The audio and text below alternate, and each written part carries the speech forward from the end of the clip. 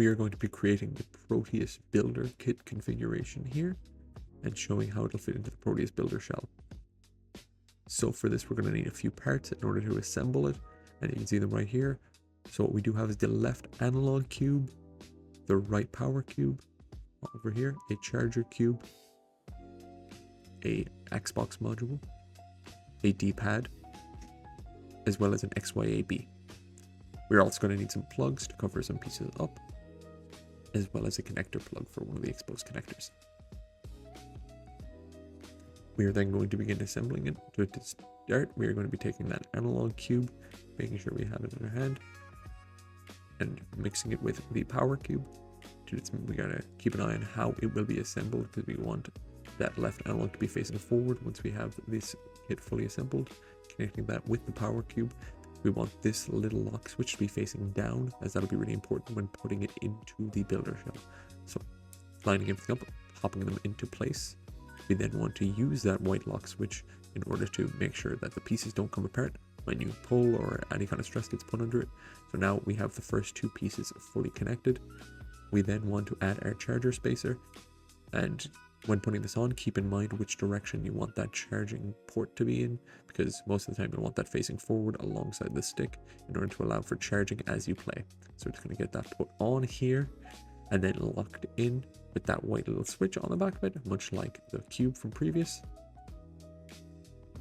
We are then going to start adding some of our peripheral modules. In this case, starting off with this Xbox module. Going to put that on, put it in any direction you feel comfortable using, so that'll be on the edge of it, so being used for the pause and things like that in GIP gamepad mode. We're then going to look at the front of it, making sure we're looking at where that north face is looking on the stick, and we want these XYAB buttons and D-pads, we want to face down at a 45-degree angle so they will line up with the button position on the actual shell. So popping that into place, just give it a good old push and it will stick in. We want to make sure that it will line up in the end. Similar with the D-pad, facing it up.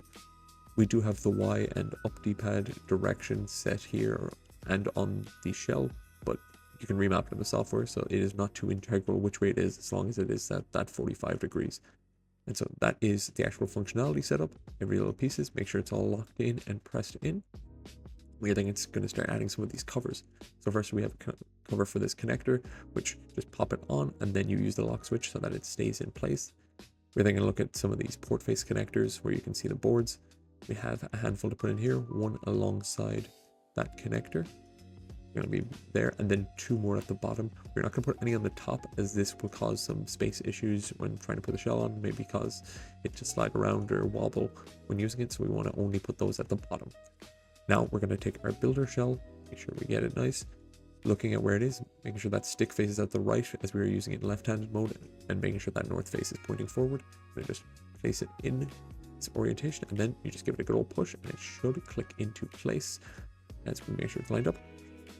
And it should fit in nicely with no issue whatsoever. We have it fully done here.